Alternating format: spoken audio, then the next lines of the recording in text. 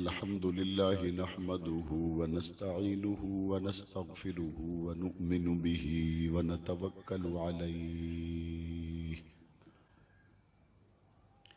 ونعوذ بالله من شرور أنفسنا ومن سيئات أعمالنا من يهده الله فلا مضل له ومن يضلله فلا هادي له ونشهد أن لا إله إلا الله وحده لا شريك له ونشهد أن سيدنا ومولانا محمدا عبده ورسوله أما بعد فأعوذ بالله من الشيطان الرجيم بسم الله الرحمن الرحيم إلا تنصروه فقد نصره الله إذ أخرجه الذين كفروا ثاني اثنين إذ هما في الغار إذ يقول لصاحبه لا تحزن إن الله معنا صدق الله العظيم وبلغنا رسوله النبي الكريم ونحن على ذلك لمن الشاهدين والشاكرين والحمد لله رب العالمين. واجب الاحترام حضرات علماء اکرام، بزرگان دین، نوجوانان اہل سنت، سیرت خاتم المعصومین صلی اللہ علیہ وسلم کانفرنس میں تشریف لانے والے معزز و محترم بزرگوں، نوجوان ساتھیوں، جمال وال میں خوبصورت تاریخ ساز کانفرنس کے انعقاد پر برادر محترم مجاہد اسلام اللہ دتا صاحب، برادر عزیز محترم غلام رضا صاحب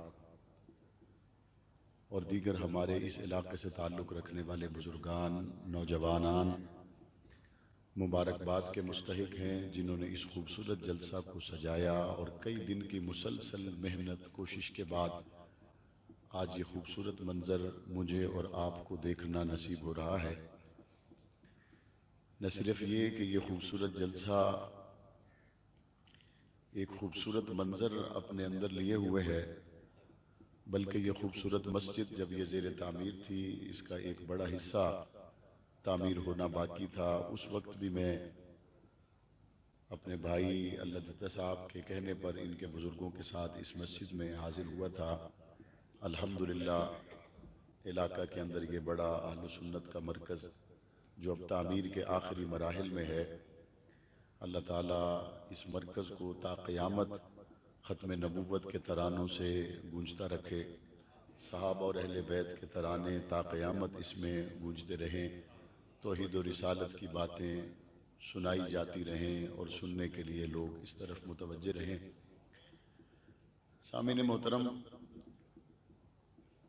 اللہ تعالیٰ نے پیارے نبی صلی اللہ علیہ وسلم کو امام الانبیاء بنا کر بھیجا، اور امام الانبیاء صلی اللہ علیہ وسلم نے 23 سال محنت کرنے کے بعد تمام صحابہ کرام کا امام سیدنا ابو بکر صدیق رضی اللہ تعالی عنہ کو بنایا۔ معراج کی شب میں جب پیارے نبی صلی اللہ علیہ وسلم نے تمام انبیاء کو مسجد اقصی میں امامت کروائی، اس وقت پیچھے کھڑے ہوئے انبیاء میں کسی نے یہ کہا ہی نہیں کہ امامت کے مصلی پر تو حضرت آدم کو ہونا چاہیے تھا، کسی نے اس وقت یہ کہا ہی نہیں کہ 950 سال تبلیغ کرنے والے نوح علیہ السلام کو امامت کے مصلی پہ ہونا چاہیے تھا، کسی نے اس لیے نہیں کہا کہ یہاں تو حضور کو مصلی پہ کھڑا کیا جا رہا ہے، لیکن عالم ارواح میں تمام انبیاء حضور کی نبوت پر ایمان لا کر لَتُؤْمِنُنَّ بِهِ وَلَتَنْصُرُنَّهُ یہ اقرار کر چکے تھے، تو اب معراج کی رات تمام انبیاء جب حضور کا انتظار فرما رہے ہیں تو سوال ہی پیدا نہیں ہوتا کہ حضور کے انتظار کرنے والوں میں کسی کے دل میں یہ بات آئے کہ مصلی مجھے ملے، مصلی مجھے ملے، مصلی مجھے ملے۔ انتظار کرنے والوں کو پتا ہے کہ انتظار کرنے والے مقتدی ہیں، مصلی پہ آنے والا امام ہے، اور ہمیشہ مقتدی انتظار کرتے ہیں امام کا، امام مقتدی کا انتظار نہیں کیا کرتا۔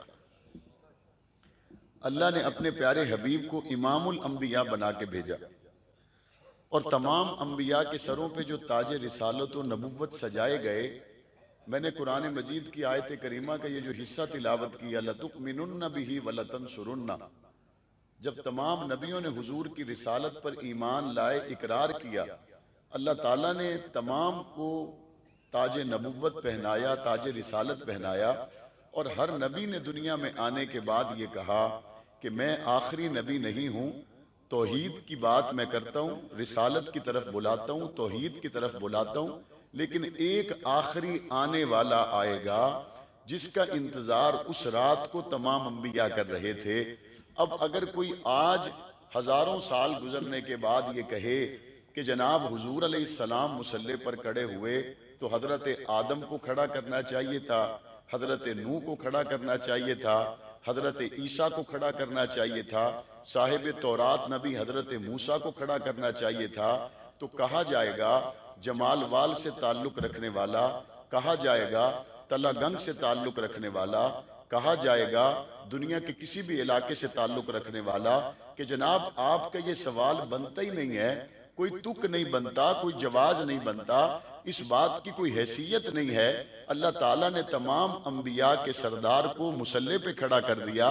جب آدم علیہ السلام نے کوئی بات نہیں کی، حضرت موسیٰ اور حضرت ہارون نے کوئی بات نہیں کی، حضرت شیس اور حضرت عیسیٰ نے کوئی بات نہیں کی، تو آپ کو بات کرنے کی کیا ضرورت ہے؟ آپ بات کرتے ہیں تو کس بنیاد پر کرتے ہیں؟ کہتے ہیں نہیں جی میرا یہ سوال سنا جائے، میری اس بات پہ غور کیا جائے۔ تو یہ بات اگر سمجھانے کے لیے کہوں تو یوں کہوں گا، ہم روزانہ اخبار میں پڑھتے ہیں کہ فلاں درخواست کو ہائی کورٹ نے ناقابل سماعت قرار دیتے ہوئے خارج کر دیا، ناقابل سماعت قرار دے دیا، اور کہا کہ یہ درخواست سنے جانے کے قابل نہیں ہے، عدالت کا ٹائم ضائع نہ کرو، اس بات کو سنا ہی نہیں جا سکتا۔ اب اگر کوئی یہ کہتا ہے کہ حضور نبی کریم صلی اللہ علیہ وسلم معراج کی رات مصلی پر تھے، حضرت نوح علیہ السلام کو مصلی پہ آنا چاہیے تھا، اگر وہ یہ سوال کرتا ہے تو اس کی درخواست سماعت کے قابل ہی نہیں ہے، اس کو سنا ہی نہیں جائے گا، اس کا سوال سنے جانے کے قابل ہی نہیں ہے، اس پہ مسلمان ایک لمحہ کے لیے بھی اپنا وقت ضائع کرے ایسا ممکن ہی نہیں ہے۔ تو یہ بات بڑی آسانی سے سمجھ میں آنے کے بعد اس بات کو سمجھنا ذرا بھی مشکل نہیں ہے کہ اللہ نے اپنے پیغمبر کو جب تمام پیغمبروں سے آگے کیا، آج پیچھے کھڑے ہوئے پیغمبروں کو بیس بنا کر کوئی بات کرے، اس کی بات کا جواز بنتا ہی کوئی نہیں۔ اسی طرح اللہ کے نبی نے اپنی 23 سالہ کمائی، 23 سالہ محنت، 23 سال میں تیار کی جانے والی جماعت کے آگے حضرت ابو بکر صدیق کو کھڑا کیا۔ حضرت ابو بکر صدیق کے مصلی پہ آ جانے کے بعد اب کوئی کہے کہ جی مصلی پہ تو حضرت علی کو ہونا چاہیے تھا، مصلی پہ تو حضرت عباس کو ہونا چاہیے تھا، مصلی پہ تو حضرت عثمان کو ہونا چاہیے تھا۔ حضور نے فرمایا میرے بعد کوئی نبی ہوتا تو عمر ہوتا، تو مصلی پہ حضرت عمر کو ہونا چاہیے تھا۔ اس کا یہ سوال، اس کی یہ درخواست ناقابل سماعت سمجھی جائے گی، اس کا یہ سوال سننے کے قابل ہی نہیں سمجھا جائے گا، کیونکہ جس کو اللہ نے معراج کی رات میں نبیوں کا امام بنا دیا، اس پر بھی بات کرنے کی اور بات سننے کی گنجائش نہیں ہے، اور جس کو پاک پیغمبر نے دنیا سے جانے سے پہلے تمام صحابہ کا امام بنا دیا، اس کے بارے میں کوئی بات کرے گا تو اس کی بات بھی کرنے اور سننے کے لائق نہیں۔ اب کوئی کہتا ہے کہ حضرت عباس کو مصلی کیوں نہیں دیا، تو پہلے پوچھا جائے گا کہ حضرت عباس نے مصلی مانگا؟ حضرت علی کو مصلی کیوں نہیں دیا؟ حضرت علی نے مصلی مانگا؟ جب حضرت علی نے مصلی مانگا کوئی نہیں، حضرت عباس نے مصلی مانگا کوئی نہیں، اور ایک نماز نہیں، حضرت ابو بکر صدیق نے حضور نبی کریم صلی اللہ علیہ وسلم کی زندگی میں ایک روایت کے مطابق 17 اور ایک روایت کے مطابق 21 نمازیں پڑھائیں۔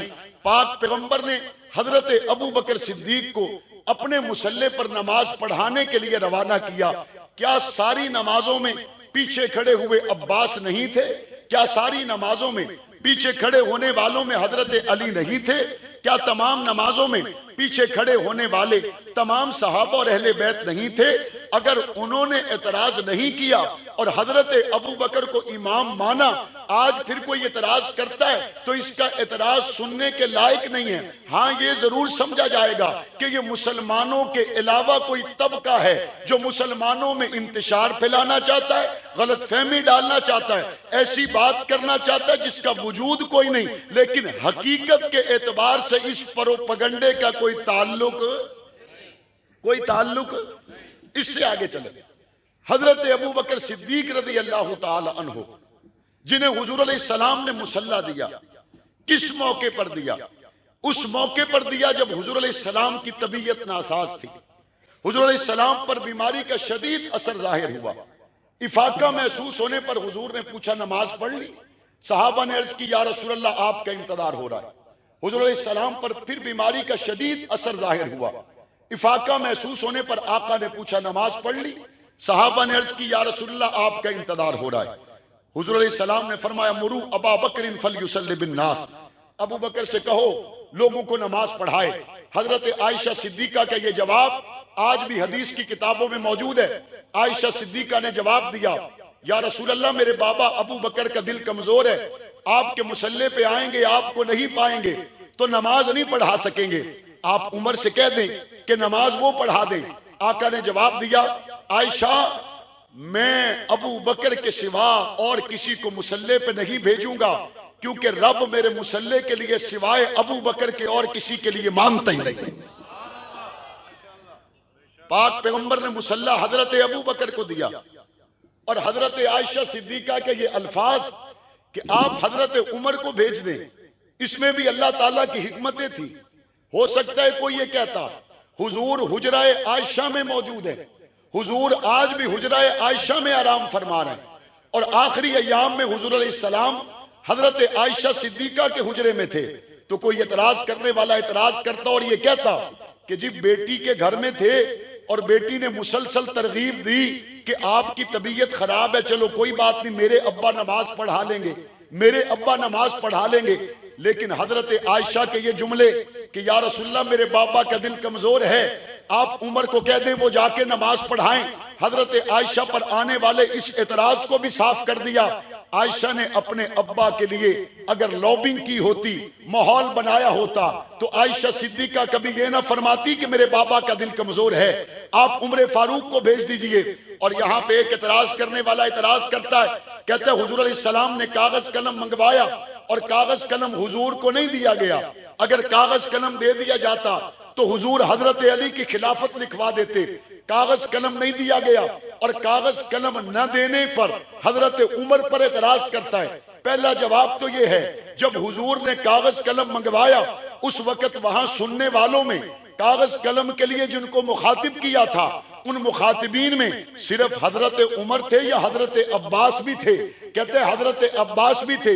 تو اگر الزام کاغذ قلم نہ لانے کا حضرت عمر پر ہے تو وہی الزام حضرت عباس پر ہے، اور اگر حضرت عباس کے لیے تعویل کرتے ہو تو وہی تعویل حضرت عمر ابن خطاب کے لیے بھی کر لو۔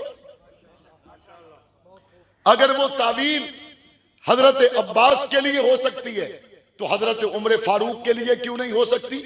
اگلی بات کہتے نہیں جی کہا نہیں مانا، تو اگر کوئی کہا نہ مانے تو اس کے بارے میں کیا طے کرتے ہو؟ کہتے اس کے بارے میں ہمارا خیال یہ ہے حضور کی بات نہ ماننے کی وجہ سے بہت بڑا گناہگار ہے۔ تو پھر صلح حدیبیہ کے موقع پر جب پیغمبر علیہ السلام نے کفار مکہ کے ساتھ معاہدہ تحریر کیا اور لکھا گیا کہ مکہ کے لوگوں کے ساتھ یہ معاہدہ محمد الرسول اللہ کر رہے ہیں، اور مکہ کے کافروں نے سرداروں نے کہا ہمارا اور آپ کا اختلاف تو اسی بنیاد پر ہے، ہم آپ کو محمد بن عبداللہ تو مانتے ہیں، محمد الرسول اللہ نہیں مانتے۔ آقا نے فرمایا ٹھیک ہے محمد بن عبداللہ لکھ لیتے ہیں، اور حضور نے حضرت علی سے فرمایا علی محمد الرسول اللہ کو مٹا کر محمد بن عبداللہ لکھ دو۔ حضرت علی نے جواب دیا میں تو محمد الرسول اللہ نہیں مٹاؤں گا۔ آقا نے فرمایا مٹاؤ، حضرت علی نے نہیں مٹایا۔ یہاں پر آقا فرماتے ہیں کرو، حضرت علی نہیں کر رہے، تو حضرت علی نے انکار کیا یا نہیں کیا؟ تو یہاں پر حضرت علی کے انکار کا جو جواب تم دو گے وہی جواب وہاں پہ حضرت عمر کے لیے ہو۔ لیکن آئیں دوسری طرف، حضور نبی کریم صلی اللہ علیہ وسلم نے کاغذ قلم کا واقعہ پیش آنے کے بعد بھی 3 دن تک حضور علیہ السلام مدینہ میں رہے۔ ان 3 دنوں میں جمال وال کے لوگوں بتاؤ کاغذ قلم دوبارہ منگوانا چاہتے تو منگوا سکتے تھے یا نہیں؟ منگوا سکتے تھے یا نہیں؟ منگوا کر دوبارہ لکھوانا چاہتے تو لکھوا سکتے تھے یا نہیں؟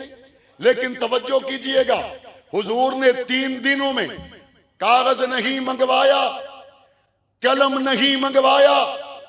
میرے اس جملے کو دل پہ لکھ کے جائیے گا، حضور نے کاغذ نہیں منگوایا، حضور نے قلم نہیں منگوایا، لیکن ہر اذان کے جواب میں مصلی پہ ابو بکر کو بھجوایا۔ کاغذ نہ منگوا کر، قلم نہ منگوا کر، ہر اذان کے جواب میں مصلی پہ ابو بکر کو بھجوا کر پیغمبر علیہ السلام نے اس بات کو واضح کر دیا اگر نبوت کاغذ قلم منگوا کے لکھواتی تو ابو بکر کی خلافت لکھواتی۔ حضور نبی کریم صلی اللہ علیہ وسلم نے حضرت ابو بکر صدیق کو مصلی دیا، ابو بکر صدیق نے نمازیں پڑھائیں۔ مصلی دینے والے کون ہیں؟ مصلی دینے والے کون ہیں؟ بلند آواز سے بتائیں۔ محمد صلی اللہ علیہ وسلم، درود پاک بھی پڑھ لیں۔ مصلی ابو بکر صدیق کو دینے والے کون ہیں؟ صلی اللہ علیہ وسلم۔ اور حضرت ابو بکر صدیق نے حضور کی حیات طیبہ میں جب نمازیں پڑھائیں، ایک نماز وہ بھی تھی کہ صحابہ نے تلاش کیا تو مصلی پہ لانے کے لیے حضرت ابو بکر کو تلاش کیا تو نہیں ملے، صحابہ نے حضرت عمر کو کھڑا کر دیا۔ ایک اور بات بھی سمجھ میں آ گئی کہ حضور کے زمانے میں، حضور کی موجودگی میں ابو بکر اگر نہ ملتے تو صحابہ کا ابو بکر کے بعد اگر دھیان کسی پہ جاتا تھا تو عمر ابن خطاب پہ جاتا تھا، اور صحابہ نے حضرت عمر کو کھڑا کیا۔ مصلی رسول پر حضرت عمر نے نماز شروع کروا دی۔ حضور حجرے میں آرام فرمائیں، کانوں میں آواز پہنچی کہ مصلی پہ ابو بکر نہیں ہے، عمر ہے۔ حضور نے انتظار نہیں کیا کہ نماز مکمل ہو جائے تو ان کو سمجھاتا ہوں، حضور نے انتظار نہیں کیا کہ چلو رکعت مکمل ہو جائے تو پھر بات کرتے ہیں۔ حضور اٹھے اور حضور تیز قدموں سے حجرے کا پردہ ہٹاتے ہیں، اور پردہ ہٹانے کے بعد دیکھا مصلی پہ عمر ہے اور پیچھے کھڑے ہوئے صحابہ کرام ہیں۔ حضور علیہ السلام نے دوران نماز صحابہ کو مخاطب کیا اور فرمایا لا لا لا، نہیں نہیں نہیں، نماز توڑ دو توڑ دو توڑ دو۔ میرے مصلی پہ نماز پڑھا سکتا ہے تو ابو بکر نماز پڑھا سکتا ہے۔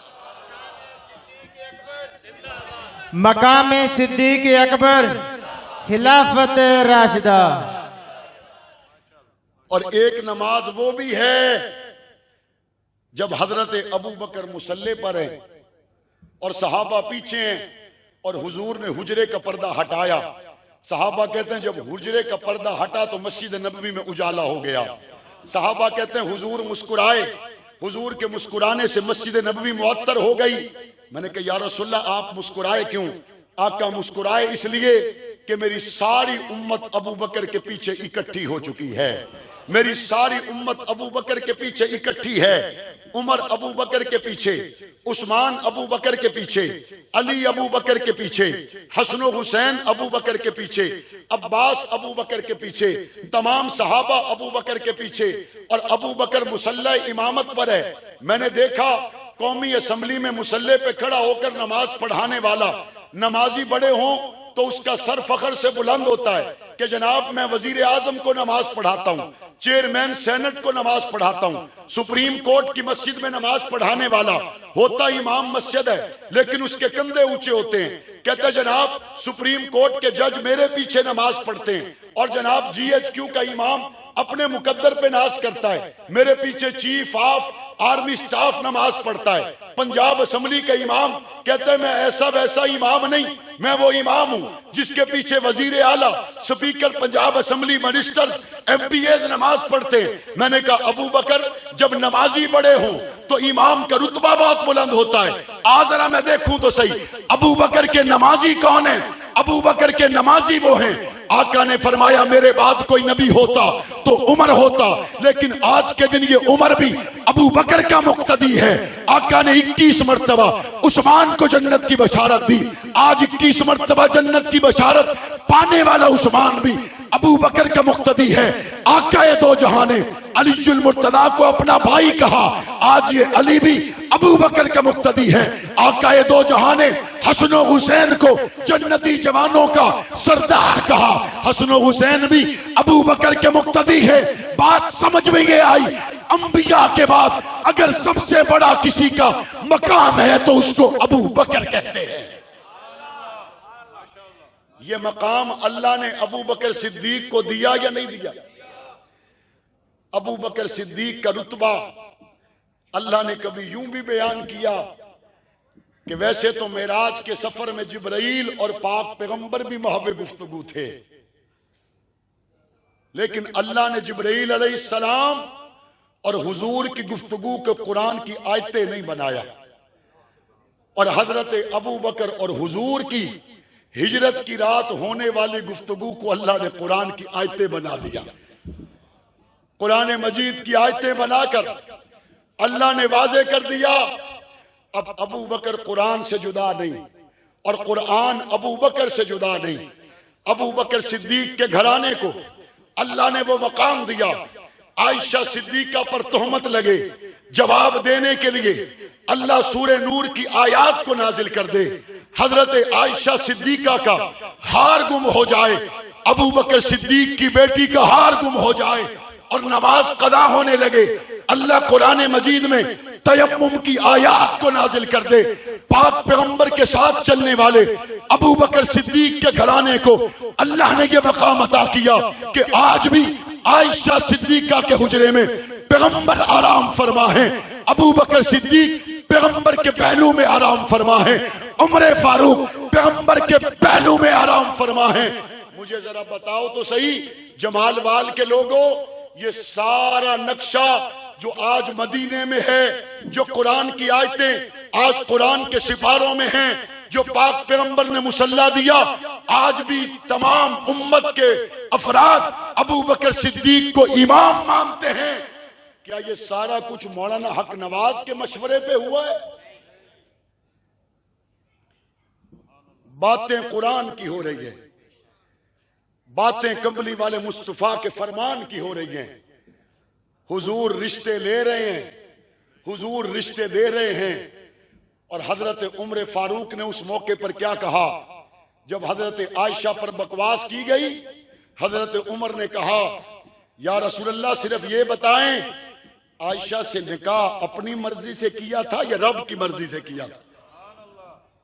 اگر رب کی مرضی سے ہوا تھا پھر لوگوں سے صلاح نہ کریں، پھر رب کے حکم کا انتظار کریں، کیونکہ ہم نے دیکھا کہ ہم جب آپ کی محفل میں بیٹھتے ہیں، چھوٹی سی مکھی جس کے پیروں پہ چھوٹے چھوٹے نجاست کے قطرے لگتے ہیں، حضرت عمر فاروق نے کہا وہ مکھی اڑ کے کبھی کسی کے بدن پہ بیٹھتی ہے، پھر گندگی پہ جاتی ہے، کسی کے بدن پہ بیٹھتی ہے، اور حضرت عمر فاروق نے کہا یا رسول اللہ ہم نے کبھی نہیں دیکھا کہ وہ ناپاک پیروں والی گندی مکھی کبھی آپ کے بدن پہ بیٹھ جائے۔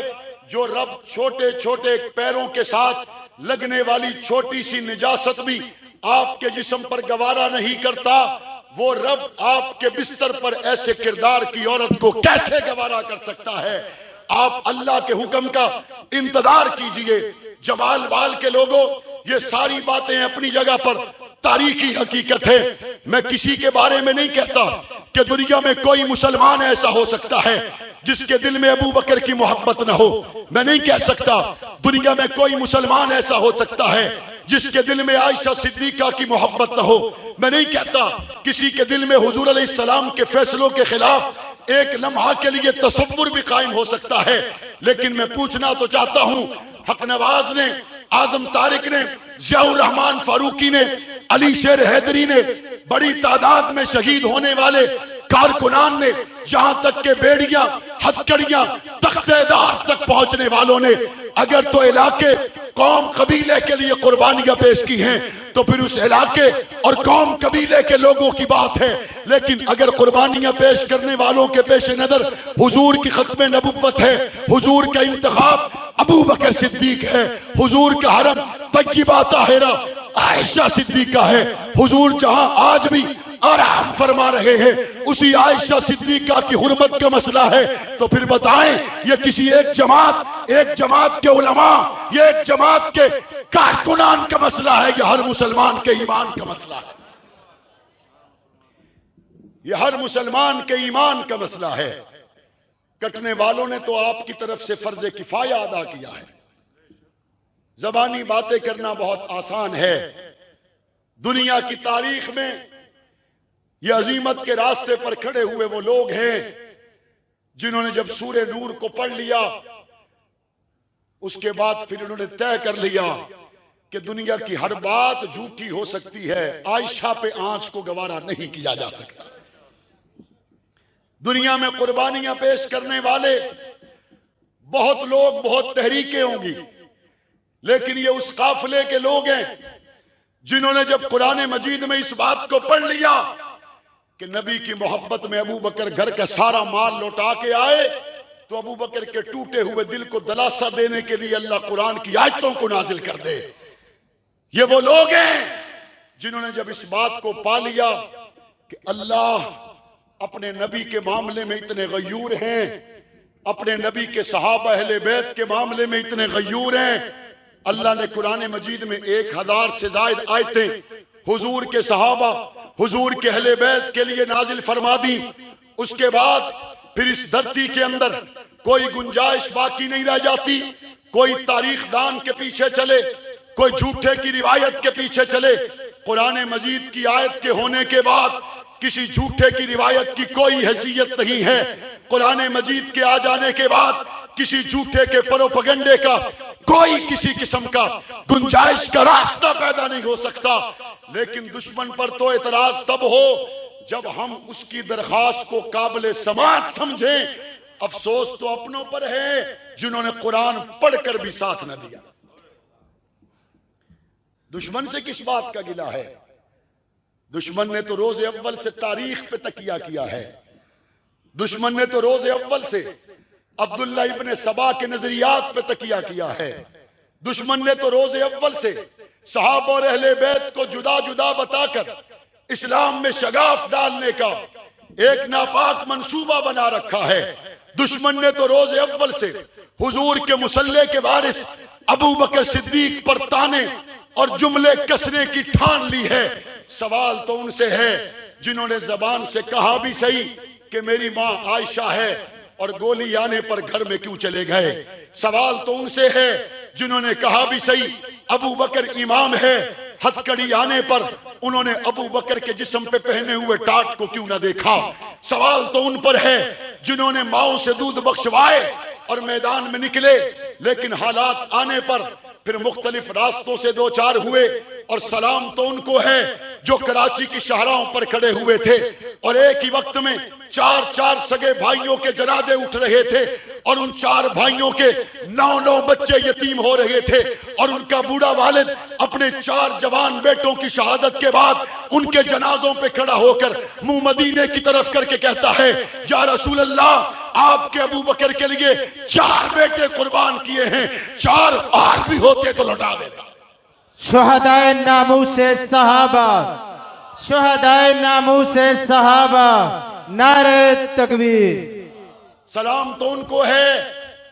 آؤ میرے ساتھ چلو، میں جنگ کی دھرتی پہ آپ کو ایک ایسے شخص سے ملواؤں جو 1 رات کا بیایا ہوا تھا.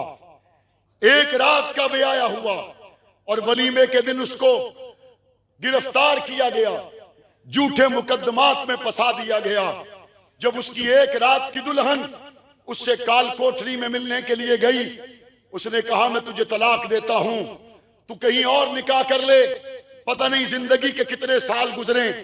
اس ایک رات کی دلہن نے جواب دیا، تو زمین جائیداد کے لیے تو نہیں، نبی کی عائشہ صدیقہ کے لیے آیا ہے، میں تیرا انتظار کروں گی۔ جمال وال کے لوگوں یہ کہتا رہا، وہ اس کا حوصلہ بڑھاتی رہی اور کہتی رہی میں تیرے سے ہر لمحہ، کبھی کسی لمحہ بھی جدا ہونے کے لیے تیار نہیں۔ حضور کی ختم نبوت کی بات ہے، صحابہ اہل بیت کی عزت کی بات ہے، میں صبر کروں گی، میں تیرا انتظار کروں گی۔ آؤ پھر میں بتاتا ہوں کتنے سال گزرے، کتنے سال گزرے۔ جمال وال کے لوگوں 27 سال گزرے، 27 سال گزرے۔ 27 سال کے بعد وہ ایک رات کا دلہا جب کال کوٹریوں سے نکلا، اس کی داڑھی سفید ہو چکی تھی، اس کے سر کے بال سفید ہو چکے تھے۔ جب وہ گھر میں پہنچا، اس کی بیوی کی جوانی گزر چکی تھی، اس کے سر میں چاندی چمک رہی تھی، بڑھاپے کی وجہ سے اس کی بیوی کی کمر جھک چکی تھی۔ میں ان کو ملنے کے لیے گیا، میں نے کہا تمہاری زندگی گزر گئی، تمہاری جوانی کی بہاریں کال کوٹڑی میں گزر گئی، اور تیری بیوی کی جوانی کی بہاریں تیرے انتظار میں گزر گئی۔ یہ جوڑا مسکرا کے کیا کہتا ہے؟ کہتے عائشہ صدیقہ کے لیے 27 سال اور بھی ہوتے تو قربان کر دیتے۔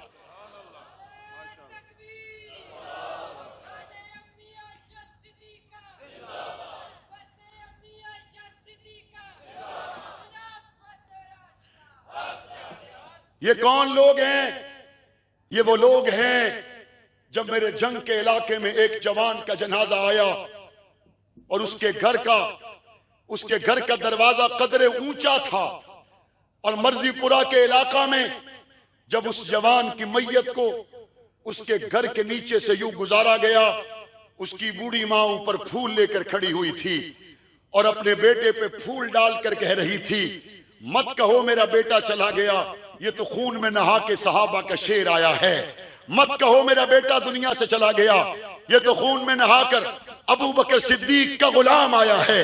آؤ میں بتاتا ہوں، کراچی کی شاہراہوں پر کئی علامہ عبدالغفور ندیم نے، سفید ریش عالم دین نے جام شہادت نوش کیا۔ آؤ میں بتاتا ہوں کئی سفید ریش مولانا اعظم طارق کے بڑے بھائی علامہ محمد احمد لدھیانوی نے جام شہادت نوش کیا۔ مولانا احمد مدنی کے دو بیٹے مولانا عبداللہ مدنی نے جام شہادت نوش کیا، مولانا ابو بکر نے جام شہادت نوش کیا۔ اگر صرف کراچی کے شہداء احسان اللہ شہیدوں، سعود شہیدوں، ان کی تعداد گنوائی جائے تو آپ حیران ہوں گے۔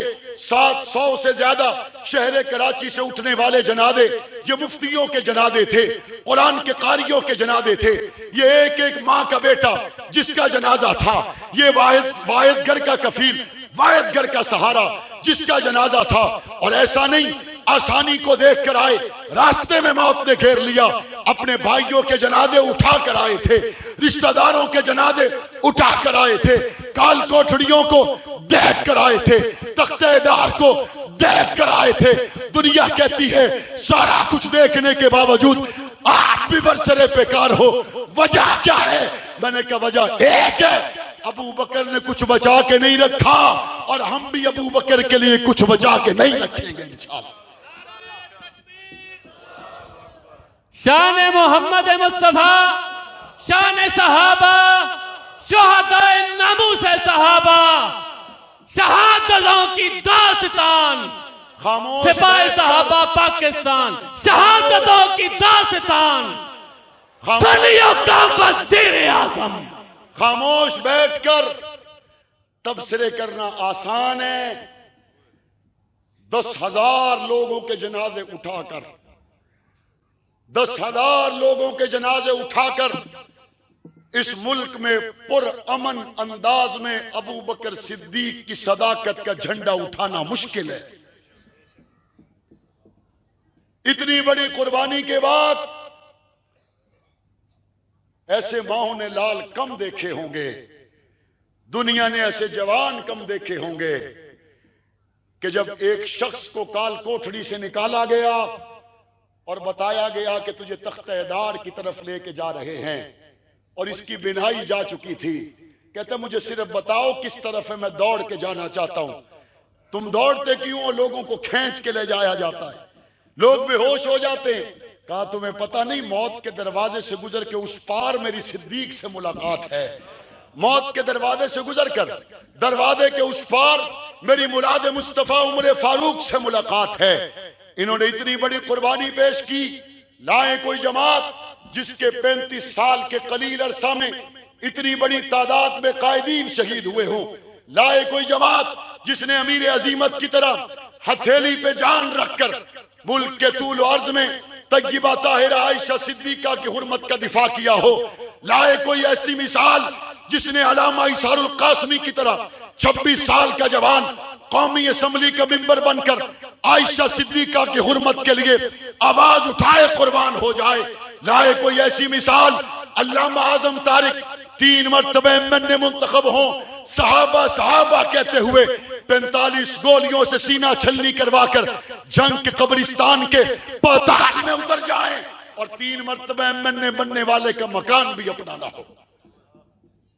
لاؤ ایسی مثالیں ہیں تو ہمیں بھی بتاؤ، لاؤ ایسی مثالیں جس نے دنیا کے 26 ملکوں میں صحابہ کی عظمت کے ترانے گائے ہوں اور اس وقت ضیاء الرحمن فاروقی کا جنازہ اٹھا ہو تو کرائے کے مکان سے اٹھا ہو۔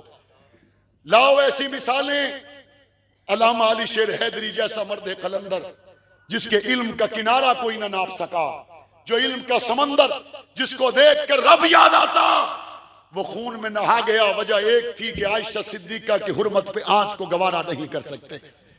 ہم نے آئینی اور قانونی راستہ اختیار کیا، گولی کا راستہ اختیار نہیں کیا، گالی کا راستہ اختیار نہیں کیا۔ قانون ساز اداروں میں پہنچ کر ہم نے جد و جہد کی اور آج بھی پنجاب اسمبلی میں صحابہ اہل بیت کی عزت کے قانون کے لیے ہم اپنی سیاسی جد و جہد جاری رکھے ہوئے ہیں۔ جمال وال کے لوگوں، عائشہ تمہاری بھی ماں ہے، عائشہ میری بھی ماں ہے، ابو بکر آپ کا بھی امام ہے، ابو بکر ہمارا بھی امام ہے۔ صداقت صدیق اکبر کے تحفظ کے لیے آپ کو اسلام آباد بلایا گیا تو آئیں گے؟ لبیک لبیک لبیک لبیک۔ فاروق اعظم کی عدالت کے تحفظ کے لیے آپ کو اسلام آباد کی طرف بلایا گیا تو آپ نکلیں گے؟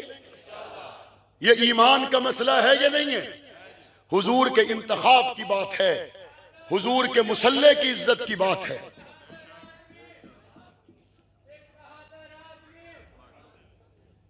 نعرہ تکبیر، کھڑے ہو کر استقبال کریں اپنے قائد کا۔ نعرہ تکبیر، شان محمد مصطفیٰ، شان صحابہ، عظمت صحابہ، شہداء ناموس صحابہ، ایک بہادر آدمی، ایک بہادر آدمی اسمبلی میں لازمی، اسمبلی میں لازمی، ساڑی جنوی تا ساڑی جانوی، ساڑی جنوی تا ساڑی جانوی۔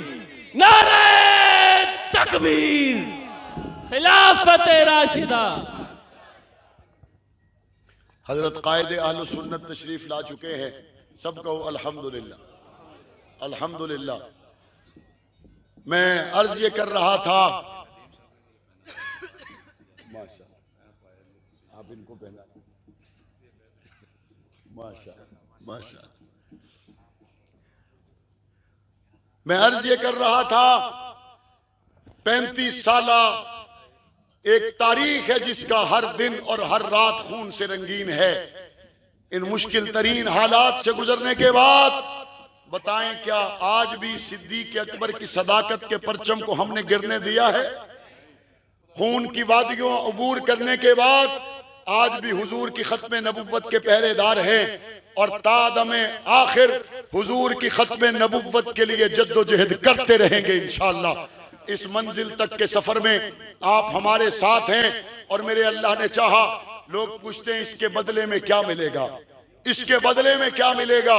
میں کہتا ہوں اس کے بدلے میں ہمیں صرف ایک جملہ چاہیے اور وہ ایک جملہ یہ ہے، دن قیامت کا ہو اور ابو بکر صدیق رسول اکرم سے کہہ دے یہ بندہ دو عالم سے خفا میرے لیے ہے۔